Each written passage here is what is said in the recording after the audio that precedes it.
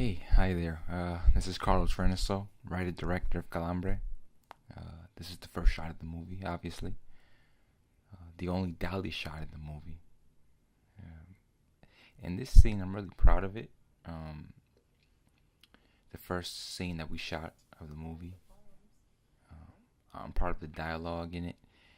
And I'm really proud of the way that we covered it, the coverage that we got. Because initially, I just wanted to do this in like a one take kind of deal, and then the cinematographer, CU, she suggested let's definitely cover it. Let's do over the shoulder shots and just to get another feel for it. And I'm just happy that we did that because in the editing room it really saved us.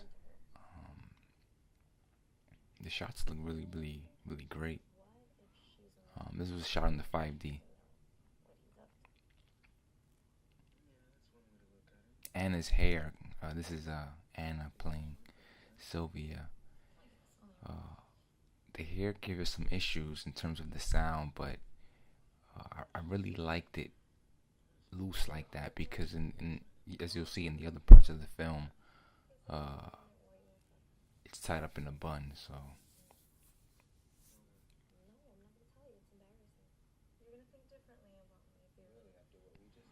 and she shares an anecdote.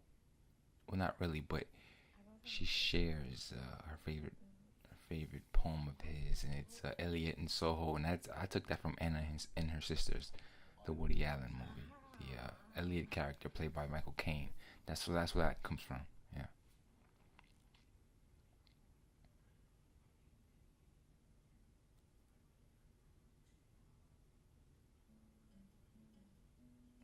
The music was a nice little shot right here, intro shot, and we had a lot of shots initially that we wanted to get him walking throughout the city and coming back, and but they just didn't.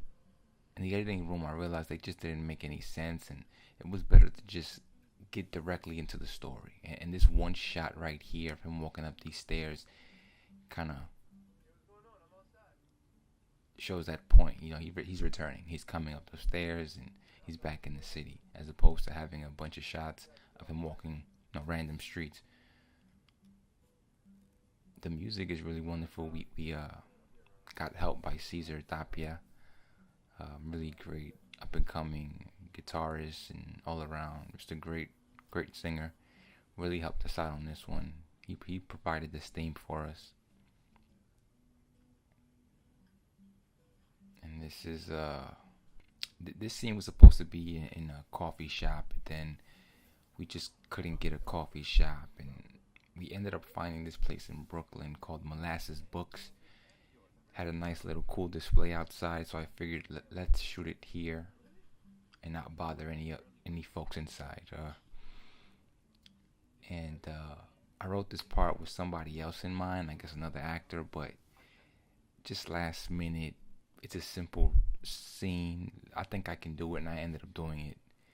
I think I did okay. I was really nervous that day, but I figured, what the hell? It's a few lines. I wrote it. I think I could do it. He just definitely just bails on me.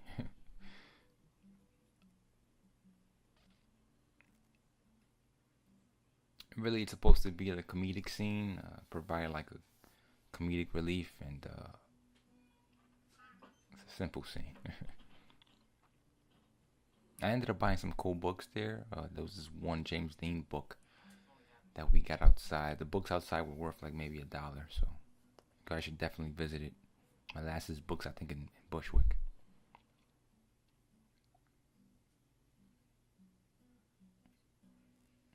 This scene right here was interesting because I set up the whole production design of the scene, the room, the display of the records. I blocked it a certain way so that you wouldn't realize that Anna is also playing Tiffany, his ex-girlfriend. Her hair is straight, and you'll see it hides her face for that reason. Um,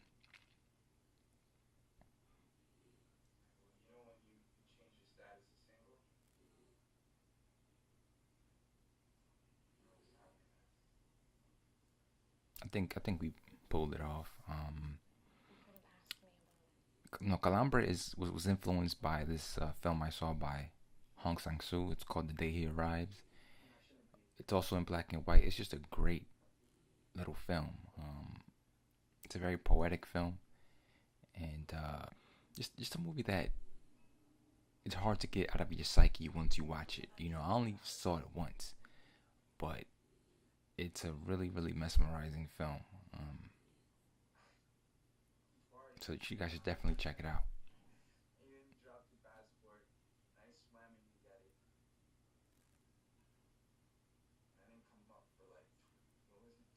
This is all improv by Amaury, who's playing Ralphie. Really was impressed that day, and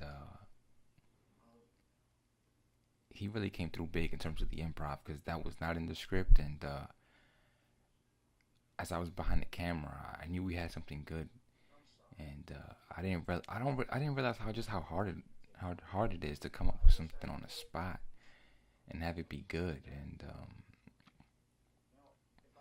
much better than what was in the script. And he was playing the guitar in that scene. That's what I call one of our not stunts, but that was actually him playing the guitar.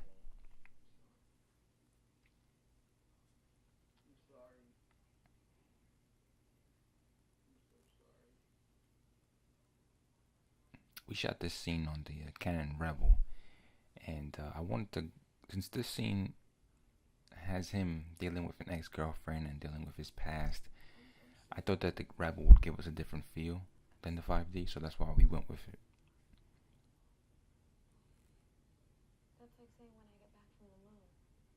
But I guess some people can't tell the difference, which is okay. I like how we see her mouth in the corner of the frame.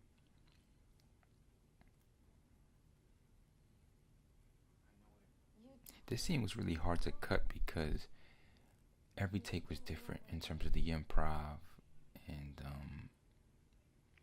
so when I was in the editing room, it was really tough to sort of match the continuity. But it took a little bit of time, but I think we did a good job on it.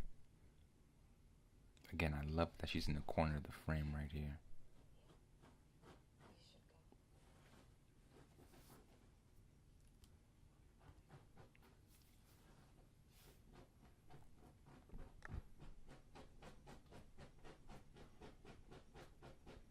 Do you remember our last day together? You were supposed to show me where you go to write. You can get like a different angle on her. See a little bit more of her face, but it's still kind of obscured. Take me home and go away. And this scene is supposed to set up this whole, I guess the MacGuffin, which is the vinyl. It's supposed to set that up. The vinyl represents like his past, and You need to go. You need to it go. represents what he's looking for and what he still wants. Go. I don't have that anymore. Film is interesting because film, No. you need objects, Go. you need images, Ralphie, I buried it, okay? you need physical Stop things that. to represent emotions, maybe, but you need physical things to make film work. I buried it from you. And I remember Elia Kazan saying that objects are important, Buried it from and myself. whether it's something that characters want or something that they're playing with in the scene physically with their hands, you need them. So the vinyl is just an object in the film. It's better where it is. You need to go now. I want to know where it is. Tell me the address. Tell me everything. And this is just I great. don't have that. I Just a don't great have that. performance by You need to Amaury go. right here. His timing is good because he has to decide when to leave. She's egging him, telling him to leave, and when do you decide as an actor to walk out, without making it seem fake.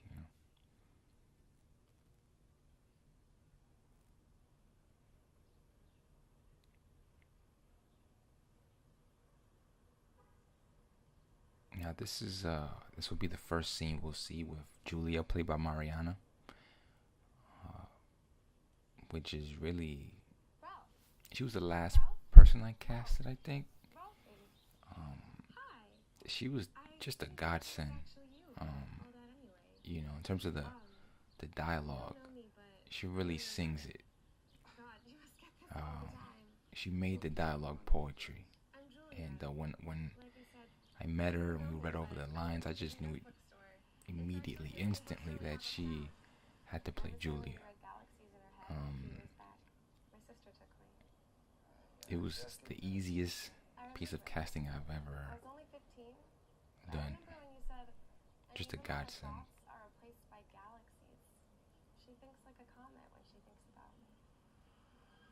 She's also a performer, a singer, an artist.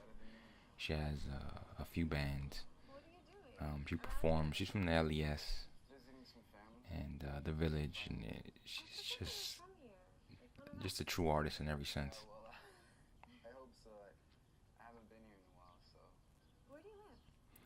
Calambre was shot on uptown streets, Harlem streets, for the most part. Besides the bar scenes, which were shot in the studio. But the scenes with Julia, the first two scenes were shot in Harlem. The intro where he's walking up those stairs, that's Harlem. So we shot in streets where I kind of grew up and I knew the area, which was important.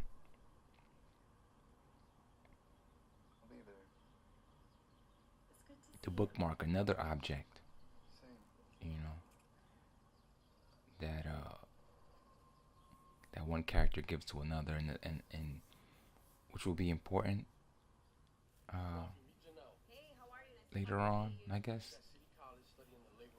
This is a Danny Borbin. He is playing Rafi's best friend Wally, and this is Janelle, played by Glenise Hunter. Glenise really fit like a glove with this role and just with us in general. She really, it felt like we knew her for a long time.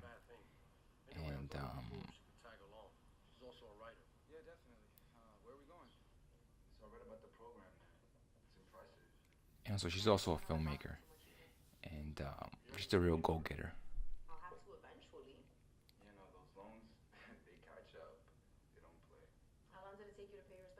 And you'll see a little later, at the end of this bar scene, she really understands continuity, and she understands when you have different takes, doing things sometimes the exact same way so that we can match it in the editing room. And not every actor understands that.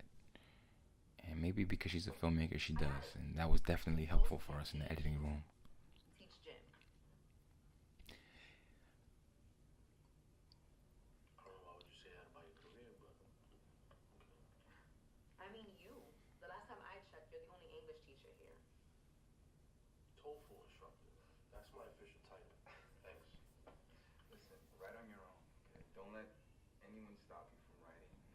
And these are real beers.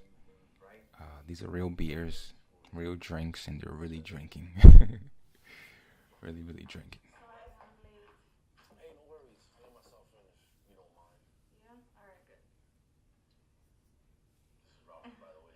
So here we have Anna. She was in that first scene. We saw the one night stand. Now she has her hair in a bun, and we see her in a different environment, the bar.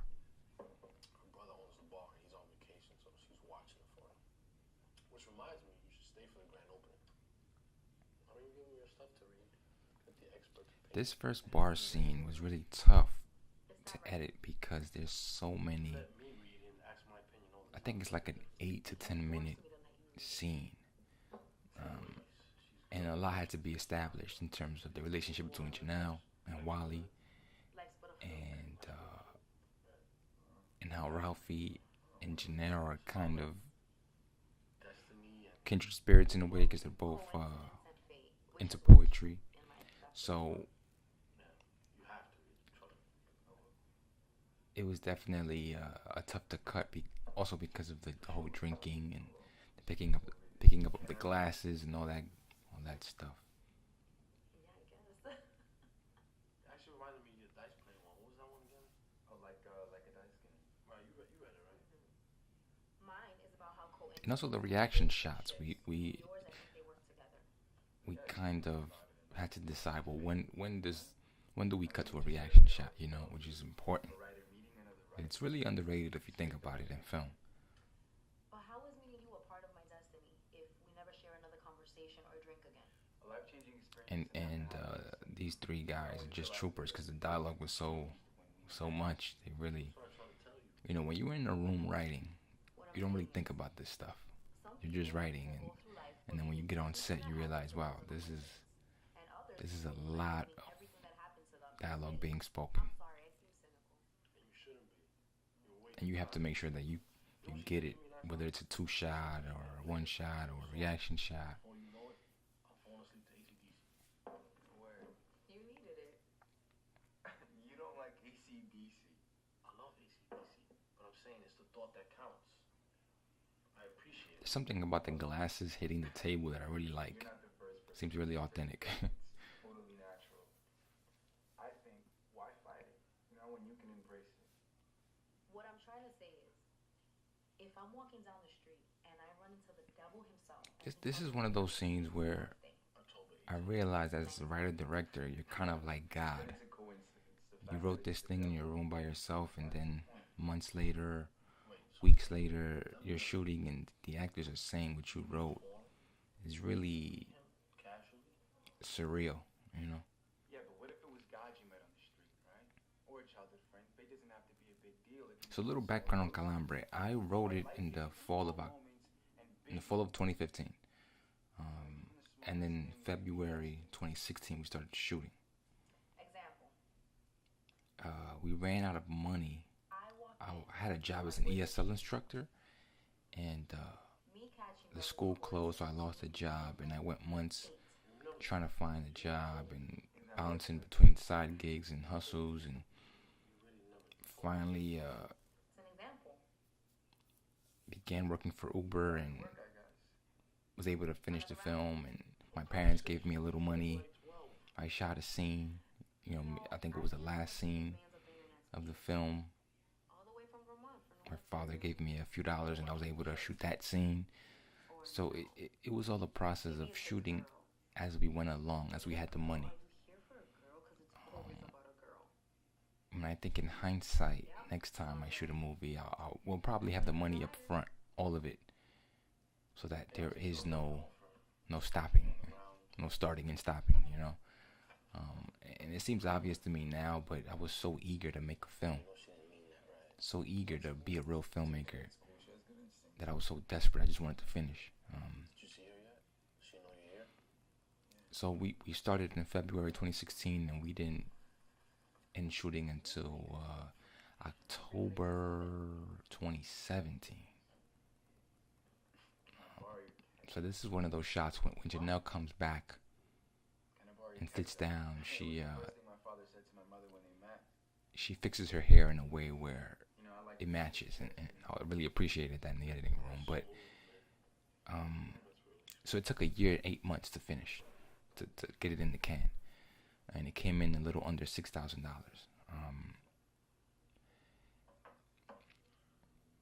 I learned a lot about making this film. We made lemonade. The film is not as poetic as Hong Sang-soo's The Day He Arrives, but it's kind of my take on romance and breakups, and like the first scene, for example, that we saw with him and Sylvia, they had one night stand. I actually had a one night stand around the time I wrote this, Water, sugar, which is I still can't believe I had it because Doesn't that sound funny? that's something that Tiffany. came late in life. I was like maybe, I don't know, 25, 26 when that happened, and I thought it would never happen because I wasn't actively seeking it out, but it did happen, and so I wrote it into the film. Father says it's good for the whiskey. And The cold. Yeah, I guess. And yeah, and it was supposed to be like an hour film, and it turns out to be 53 minutes, which is still good. The whole plan was to make a film that was longer than the 22-minute film we did before All America City. Um, to make it an hour film, and maybe festivals would be more receptive to showing a 53-minute film because it's only less than an hour. So I thought that that would be beneficial for us.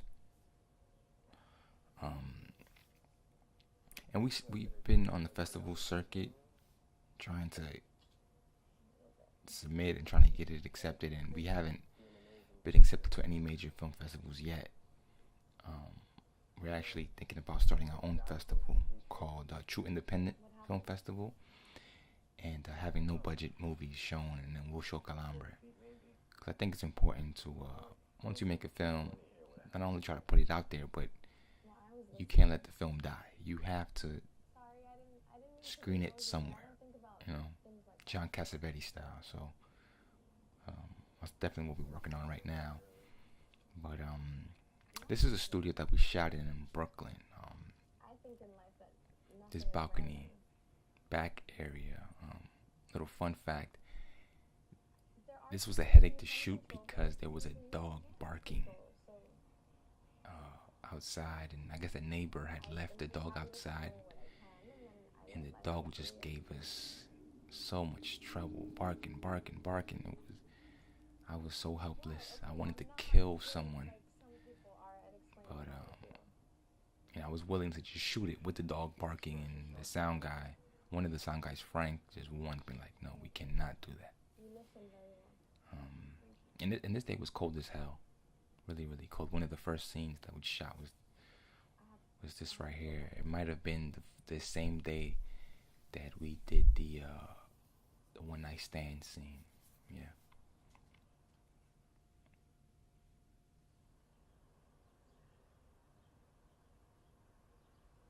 This is in Harlem right here, second Julius scene. Again, we have the vinyls, objects. This is my shirt that Mariana is wearing. It's important as writer-director to keep a piece of you in the film. At this time, I still am. I'm still into vinyls, but it's important to inject little things in the film. And also, I think that women wearing men's clothes, or like a girl wearing her boyfriend's clothes, that's really cool and really sexy to me. So, and Mariana, more than pulls it off, and she enjoyed it. She loved it. I think actually I gave her one of my shirts, one of my button-up shirts. There's something kind of romantic about it. You put it on, and then you sit and wait, and then the music just appears like magic. I feel bad for talking over Mariana because she just is so great with the words. Sorry, I'm going on and on. One of my favorite scenes right here. I shot this myself, and I knew I had something good that day. Mariana was prepared. She knew when to laugh. She knew when to look at him. It felt so easy working with her. We don't even need a real record store, just a place that offers them with something else, like a coffee shop. Vinyls and coffee? A vinyl with your coffee. And again, she was able to, with different takes, do it similarly, but also keep it fresh. It was so good. She made my job a lot easier. Location is key. It's all about location. I'm thinking maybe a storefront on 166, St. Nick. 166 St. Nick. I guess Washington Heights. Yes. There's a few restaurants already around there, so eating and shopping are basically cousins. That's right? true. Yeah. I think it's good, yeah. Enough to also be its first investor. Yeah, only if I get to choose the music. Uh-oh, for a writer, you're really hands-on. Writing is easier. I don't believe you.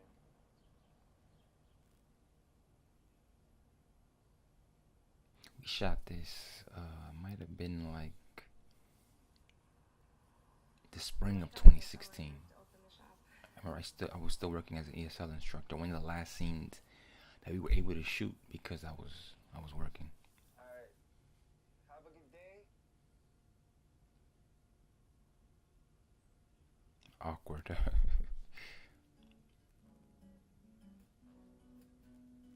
Another variation of the theme of the movie's theme by Caesar Tapia. This was something I came up with a little later as we shot the movie. This whole Kenneth comes in and he doesn't hear him because he's listening to the music. That wasn't in the original script. It was something that I came up with on the set and then in the editing room. I thought it would be kind of cool. So he didn't open it? No. So that means he didn't play it. Miles, Arkin, Maudi took some college courses with him, and I learned he was an actor, and I had trouble casting this Kenneth part.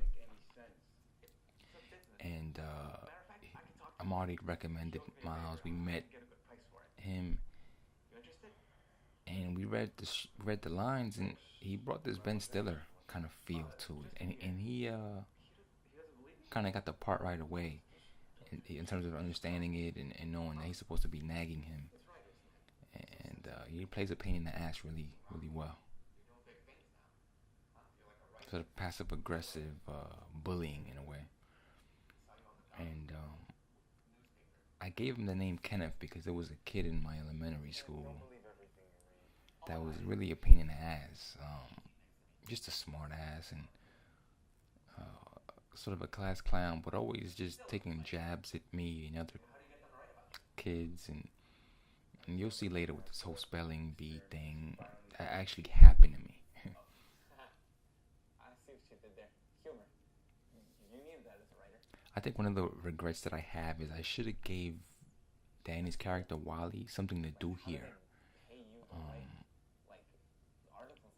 We didn't have CU, the cinematographer, this day, and so I shot it, and there was just so much on my mind, and I'm dealing with 3 actors in one space, one room,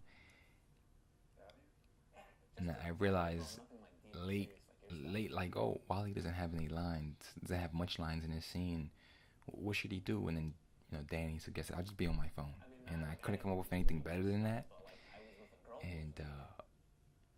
and I just thought, you know what, I have to be DP and director, so that's not a bad suggestion. So we went with that, but maybe we should have done something else, But at the moment, this just felt right. Anyway, I was thinking I could do like comedy. And anyway, Wally's scene comes, he's gonna do his thing a little later when he convinces Ralphie that Kenneth should join them for drinks. So maybe this wasn't such a bad thing. I got these stories, Ralphie. Like, you wouldn't believe that the customers that come into this store, the questions they ask, I write them down. Those punchlines. I got a bunch of punchlines. I just gotta work on the build-up. Just like the setup. You can't let them know that the joke is coming. They can't know that the joke... What's that? That's actually my yearbook from high school, 2007, is when I graduated. From to Wally. Good luck in college. Don't forget me. P.S. Because I know where you live. I had a kid actually write that. I can't believe When I graduated from junior high, he wrote that. He thought it was the funniest thing ever. Calambre will study to become a recording engineer. So much for that dream, huh? You were 17. And Calambre is supposed to be Ralphie's last name, but it's Spanish. It also means like that a little shock that you feel. Think I was gonna let that define me? For example, if you touch, a cord or an outlet or a book, it can be anything, and you feel that little electric shock in your fingers. Wait, what happened? That's what Punchlines yet? Dominicans call Calambre, or even when your leg falls asleep for a long time and you try to walk and you can't walk, you would say, oh, I have Calambre, or tengo Calambre. I think that's what it is, but in my mind also it's like it's supposed to represent love and romance and how it's a fleeting thing, you know. It's just a shock, a momentary shock. I'll raise his fist for tonight. The promise is this once. Why do you keep him around? He's a burden. I love this two shot here. I really like it. Where you just hang on two characters, let them do their thing, kind of clerk style. I didn't know it was gonna go off like that. He's your boy. You should have known. And Miles came up with this right here. Like, what if I'm in the other room and I'm, yelling things at them? He came up with that on the spot. He actually did, and I just thought, oh, let's do that. That's brilliant. And that's what I like. When I'm on set, I really like ideas. I have a lot of ideas as a filmmaker, writer, director, but the best idea should always win. And it doesn't matter where it comes from. It shouldn't matter. Because in the end, the director takes credit for it anyway, so. Do you think she's gonna let me in? Like, you guys should introduce me to... I don't think it's good. What? Why not? So she'll know me. I could bring Stacy here. I'm cool with her. All these bar scenes were shot in one day. Same studio, one day. It was a lot of work. This studio gave us some trouble because there were some trucks outside loading and unloading. And then there was a wedding rehearsal in another room. So if you're going to shoot in the studio, just try to be aware that other people may be using that same space. Or try to ask the studio if anyone else is shooting on your shoot day, because it can be a headache. You know what I've always wanted? Drake named after me.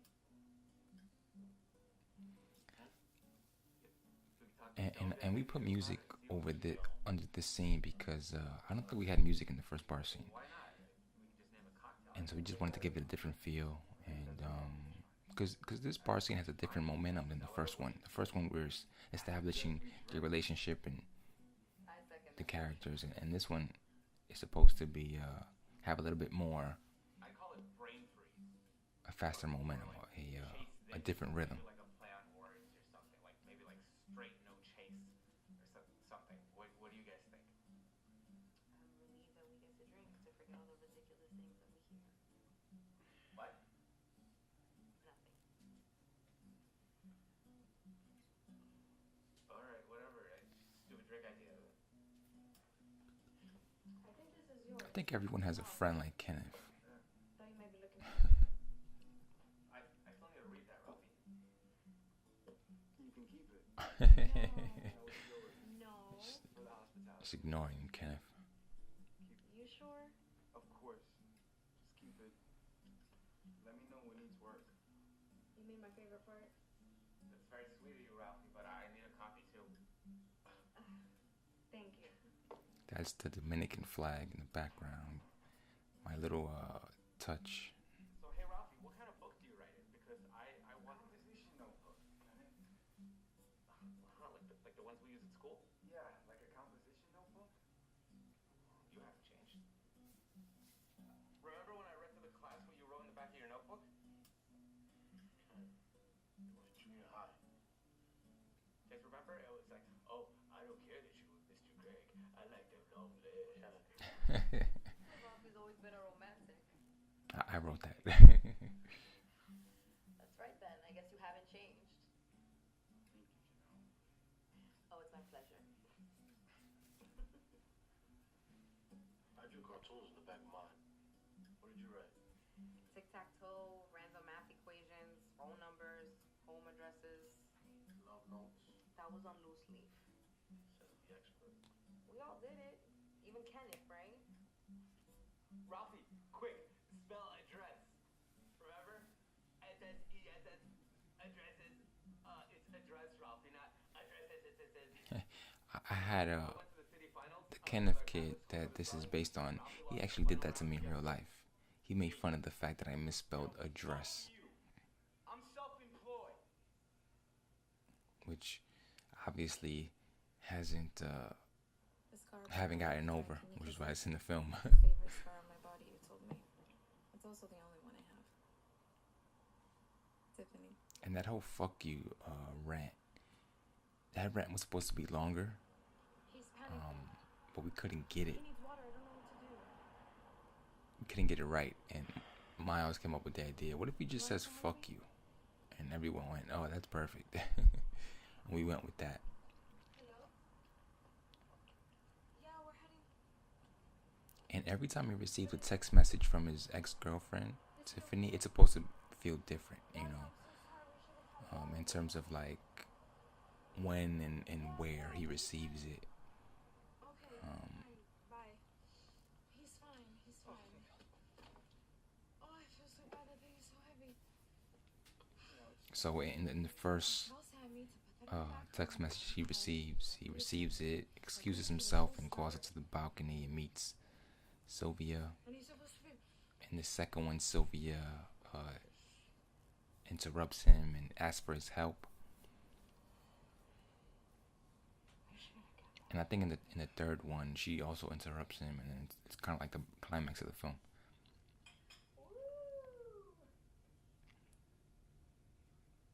I like this shot right here.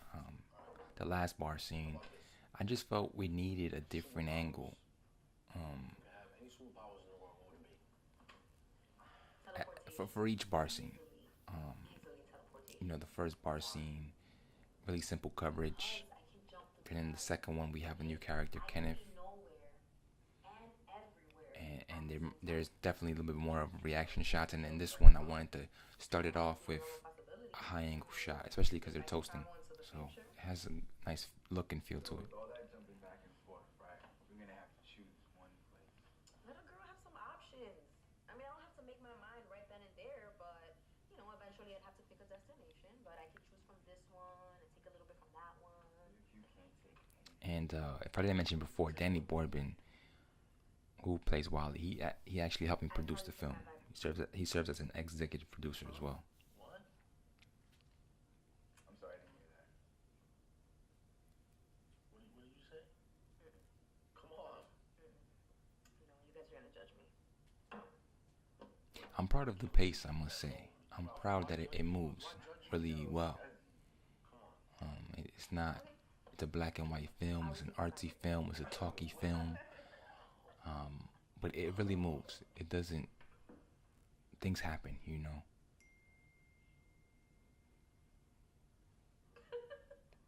So in this one, he receives the last text message, he checks it, and then we'll get to the climax of the film.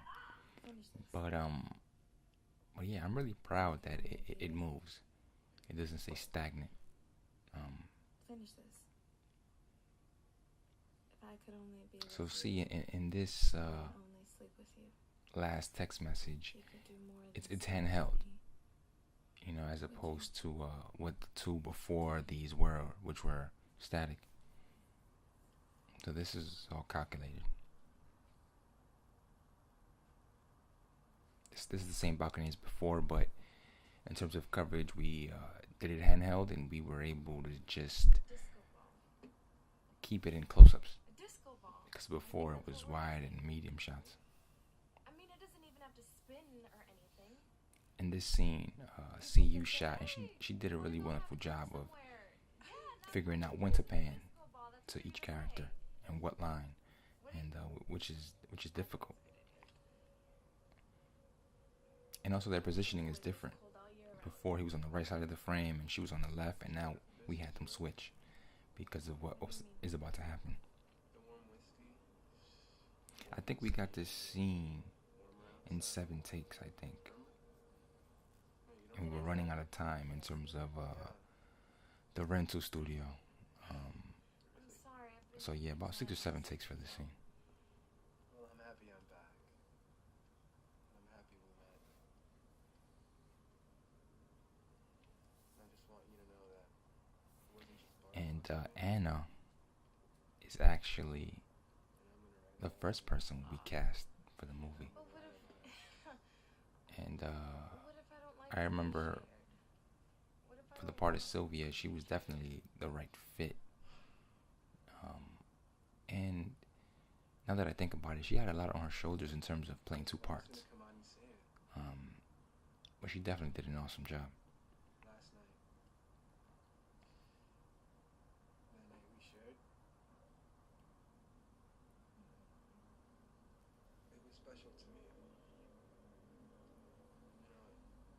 meant something to me.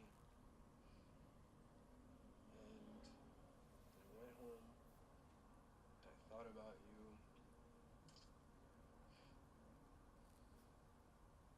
and you mattered to me. And it wasn't a one-night stand to me.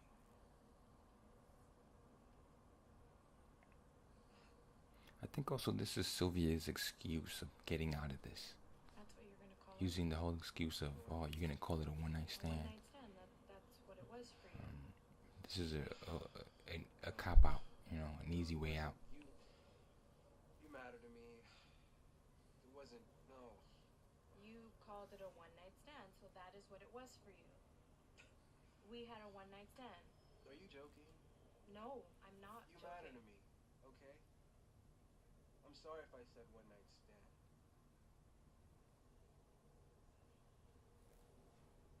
You know, last night we kissed. Do you remember that? Last night we kissed. So she's denying the one-night stand. She's denying the kiss. No. I know you did. Nope, there was no kiss. You know, you can just lie to me.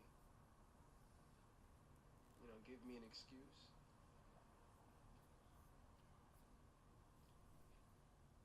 You know, tell me you're leaving the city.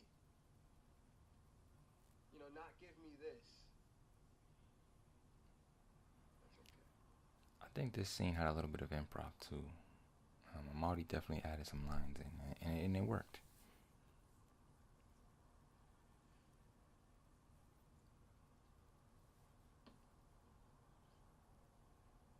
I like how it's out of focus here, sort of represent his mind state. This is Harlem right here, Broadway.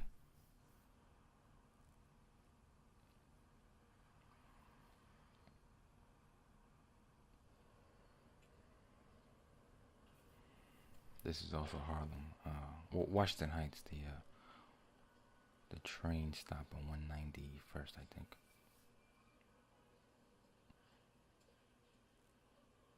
This is supposed to represent he's walking throughout the city and just trying to get his mind straight after this whole denial thing.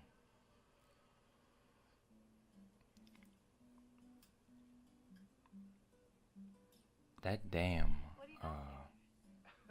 poster, I guess, It's alright. Just want to make sure. It was me. is in Brooklyn, or was in Brooklyn. It's not there anymore. But it's the Kendrick Lamar album. It's one of my favorite hip hop albums. Why a picture of this building? This is the last thing we shot. Let me guess. They all This went to was the Bronx? rap day right here. It happened to most of us. We're the last of a dying breed. You I think shot about this it. scene and I'm really proud of I almost feel like a fraud. the job that Why? Because I chose to they leave. do in this But scene. before I left, it changed. Everything changed. Now that I'm back, I feel guilty. Because It's like, you know, I their could've first two done scenes something together were like more than a year At least you came back. prior. Are you gonna put the pictures And up online or? this scene is supposed to happen scrapbook. like a few days after that. That's even better. So I'm proud of the fact that they kept up the same energy and the same sort of chemistry. I agree. And some things aren't meant to be read or seen. This is my shirt, another one of my shirts that Mariana's wearing. The world has to stop and take notice. I hate seeing in this And we put music on it because the first two times they didn't have any music. So we wanted to put the track under this just to give it a different feel. I think the scene also was longer, but in the editing room we cut some of the lines out. Close your eyes. Can't remember why, but I think it worked out in the end. Yeah. But I look. You look perfect. It's film, not digital, so you'll come out looking out like the natural you. So, no worries. Here. Okay. Are you ready? Tell me when. Really like this close-up Open right my here. eyes, okay? Ready or not? This is the 5D at work. And this dissolve right here is just one of my favorite parts of the movie. I came up with that idea in the editing room. I thought we can't just cut to this last scene. We have to sort of You can't lie and say you were writing. have her still linger in the frame. Especially on the right side of the frame with these buildings and this Riverview. We all came here after prom. Where did you go? This was shot in Riverbank, Michelle's house. in my old neighborhood, Harlem. Mom was in DR. You got lucky. I still had a long ass way to go. Catherine, right? And it's always interesting when you get to Nancy. the set, the location, and you have no idea how to block it or where to put the actors. Stopped me the other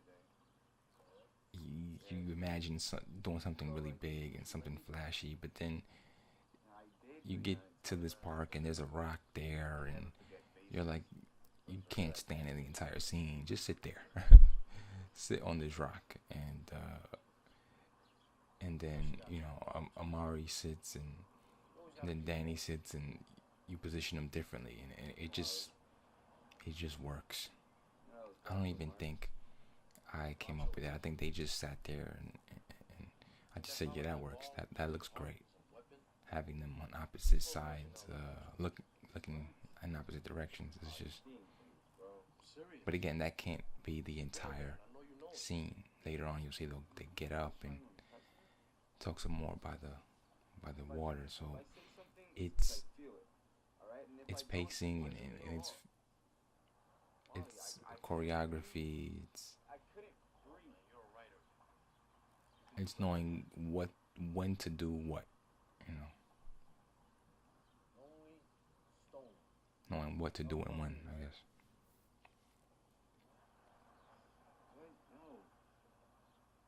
Tell the truth, Ralphie. It was about me. We shot this in the summer You sure? of 2016. Just to get a loose? And at this time, I remember not having a job, and my father gave me a few dollars, and we were able to shoot this scene. Again, think about it. We began shooting in February of that same year, and you're trying to keep up this energy as filmmaker.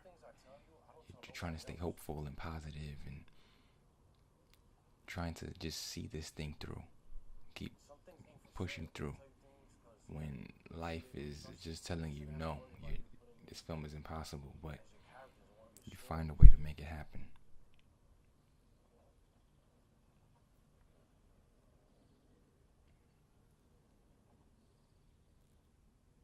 And also, you don't want to let down the actors, you start something with them and they're also hopeful. So you don't want to just stop. You want to show them that you'll continue and you're persistent. So I love this little pan right here by See You.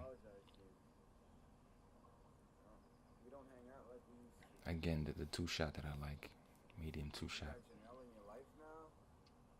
know I invite you everywhere, man. Nah, it's not even. It feels like you're growing up, and I'm still here. You know? There's nothing wrong with still trying to figure things out, man.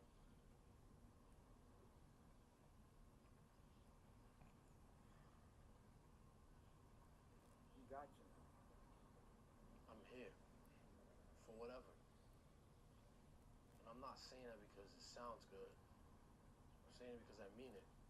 I really do. I'm here. I'm really proud of the film. It's a nice little sweet film, Is he getting serious? But now, I don't know, I guess. I mean, I might Kind of I used to cut class. sad that it's gonna end soon, but I think she might like it. I really stand behind it, You brought it here, right? Tiffany? Yeah. I want to bring it here, but I think I'll wait till it opens.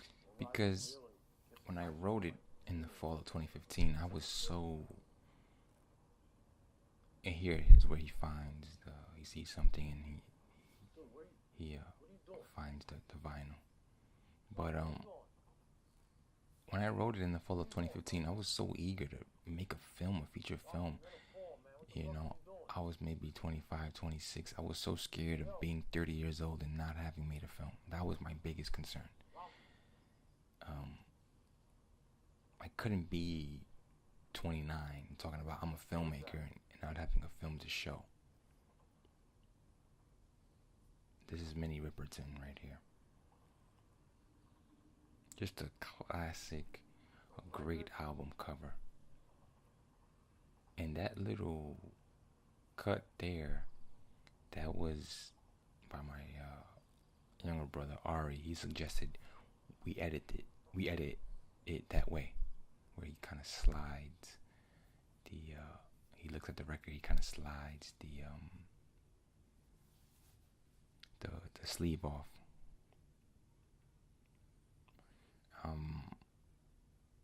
But again, yeah, you, as a filmmaker, you're so eager to make a film. You know, I actually took this from Citizen Kane, the ending of Citizen Kane. I thought it would be nice to kind of re-meet the characters in the end credits and give them more time on screen. But as a first-time filmmaker, I just wanted desperately to have a film under my belt. And the film is no Citizen Kane, but it's mine, you know, and I'm proud of it. As Ari Reyes said, he helped me on the editing. And I think the film that is closest to Calambre, I would probably say Who's That Knocking at My Door? The Scorsese film, his first feature. It's probably the closest in terms of style and just how independent it is, you know. But thank you for joining me and listening to the commentary.